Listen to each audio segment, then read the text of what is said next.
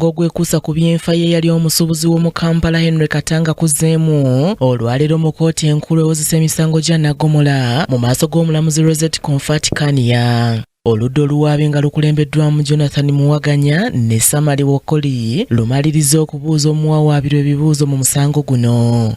Muwaganya bw'abadde awumbawumba okubuuza nnamwandu omugenzi Henry Katanga amubuuzizza oba nga yalina ekigendererwa ky'okwezza eby'obugagga by'omugenzi kwe kusalawo okumutta kyokka nga nnamwandu Mole Katanga ategeezezza nti bamusibako matugambuzi kumuliisango. That you had the motivation to kill your late husband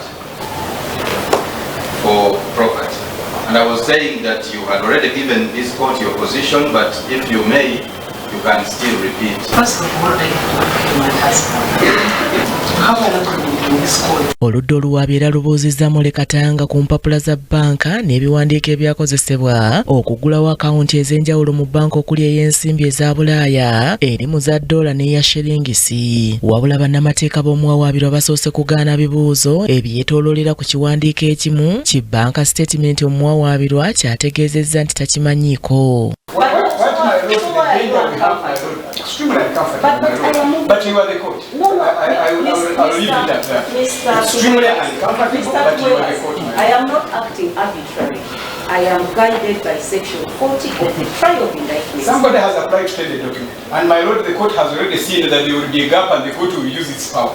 If at this stage the prosecution thinks they will need to reopen any case, they make an application and they have an opportunity. Section 40 of the overall court after the ruling. No, I am not overall. The reason I Wano oludda oluwaabi lugezezzaako nate okubuuza ebibuuzo ku kiwandiiko kino wabula bannamateeka b'oludda oluwawaabirwa ne bakiwakanya. Muwaganya wano abuuzizza Mole Katanga ku ssente za euro eziwerera ddala obukadde 8 n'emitwalo 86 mu 1313 nga mu za Uganda bwe buwumbi 40 nti omugenzi yaleka ku akawunti eno kyokka omuwawaabirwa n'aziggyako zonna.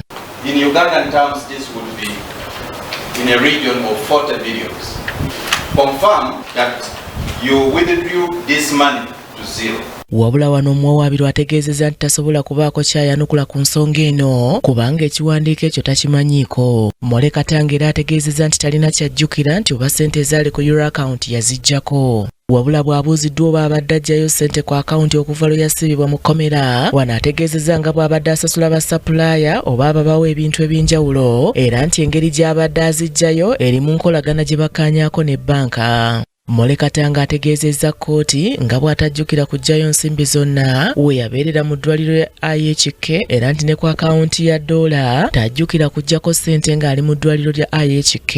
Nnamwandu wabula akkiriza nti omugenzi bba yalina ebyobugagga bye ebirala nga bibalirirwamu $1.5. Ono era akkiriza nti bba yalina akawunti ez'enjawulo omuli eya ICEA nga kuliko $2,600 nga yalina n'akawunti mu bbanka ya Baroda. Omuwawaabirwa era abuuziddwa oba akimanyiiko nti bba kati omugenzi oba yalina community sacco ng'eriko akawumbi. Ono era abuuziddwa ku biwandiiko by'eddwaliro ebigambibwa nti byajingirirwa asobole okubikozesa mu kkooti okuyimbulwa ku kakalu nga wano omuwawaabirwa ategeezezza nti talina kyamanyi. To support your previous bail applications, but also to lay your defense in the main hearing. That's something that you know what you have to say about it.